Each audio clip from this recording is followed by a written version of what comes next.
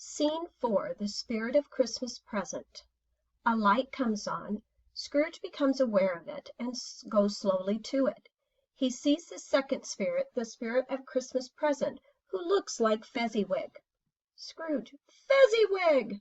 Second spirit. Hello, Scrooge. Scrooge. But you can't be. Not Fezziwig. Second spirit. Do you see me as him? Scrooge. I do. Second spirit. And hear me as him? Scrooge says, I do.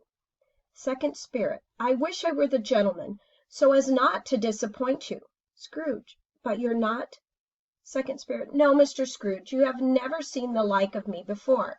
I am the ghost of Christmas Present. Scrooge. But second spirit. You see what you will see, Scrooge, no more. Will you walk out with me this Christmas Eve? Scrooge. But I am not dressed. Second spirit. Take my tails, dear boy, we're leaving. Scrooge. Wait. Second spirit. What is it now? Scrooge. Christmas present.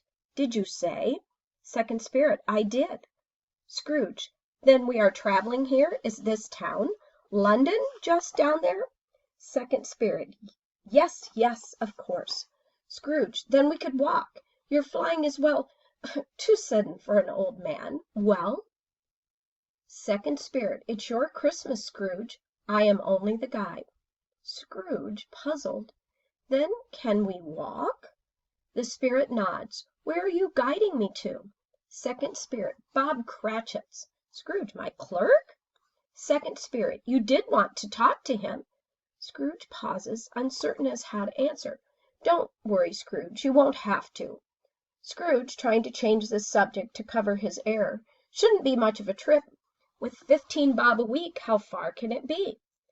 Second spirit says, a world away, Scrooge, at least that far.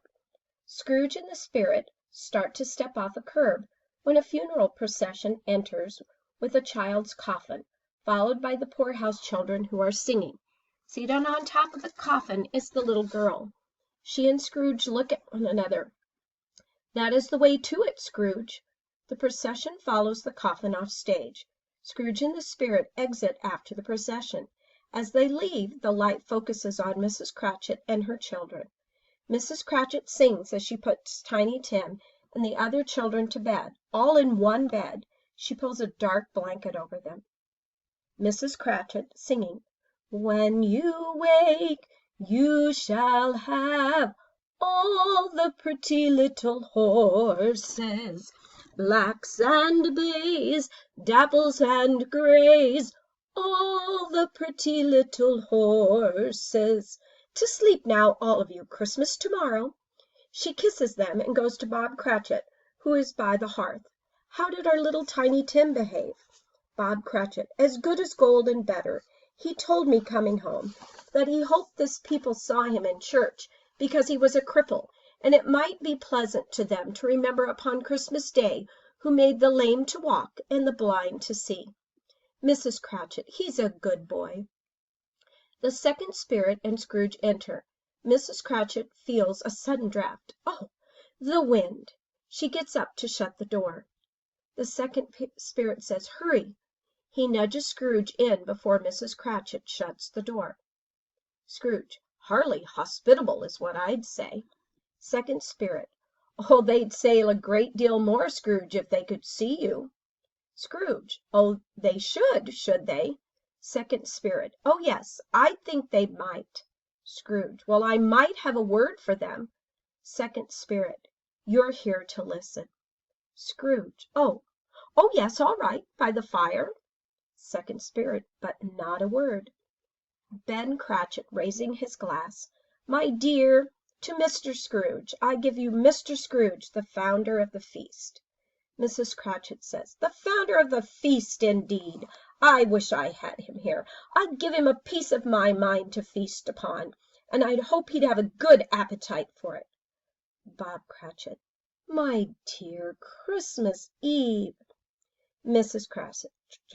It should be Christmas Eve, I'm sure, when one drinks to the health of such an odious, stingy, hard, unfeeling man as Mr. Scrooge. You know he is, Robert. Nobody knows it better than you do, poor dear. Bob Cratchit. I only know one thing on Christmas. That one must be charitable. Mrs. Cratchit, I'll drink to his health for your sake, and the day's, not for his. Long life to him, a Merry Christmas, and a Happy New Year. He'll be very merry and very happy, I have no doubt. Bob Cratchit, if he cannot be, we must be happy for him. A song is what we need, Tim. Mrs. Cratchit, shh! I have just gotten him down, and he needs all the sleep he can get. Bob Cratchit, if he's asleep on Christmas Eve, I'll be much mistaken. Tim, he must sing, dear.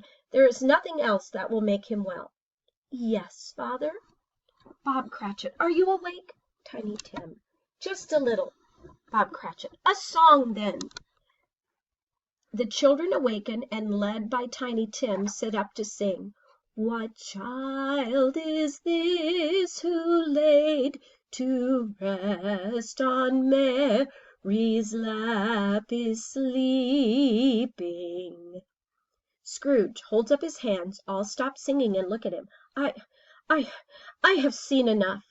When the spirit signals to the children, they leave the stage, singing the carol quietly. Tiny Tim remains, covered completely by the dark blanket, disappearing against the black. Tiny Tim, will he live? The second spirit, he is very ill. Even song cannot keep him whole through the cold winter. Scrooge, but you have not told me. Second spirit, imitating Scrooge. If he be like to die, he had better do it, and decrease the surplus population. Scrooge turns away. Erase, Scrooge, those words from your thoughts. You are not the judge. Do not judge, then. It may be that in the sight of heaven you are more worthless and less fit to live than millions like the poor man's child. Oh, God! To hear an insect on a leaf pouncing that there is too much life among his hungry brothers in the dust. Good-bye, Scrooge. Scrooge, but is there no happiness in Christmas present? The second spirit says, there is. Scrooge, take me there. Second spirit, it is at the home of your nephew. Scrooge, no!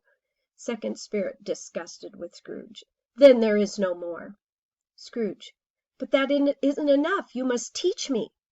The second spirit said, would you have a teacher, Scrooge? Look at your own words. Scrooge, but the first spirit gave me more. Second spirit, he was Christmas past. There was a lifetime he could choose from. I have only this day, one day, and you, Scrooge. I have nearly lived my full of both. Christmas present must be gone at midnight. That is near now. He speaks to two beggar children who pause shyly at the far side of the stage.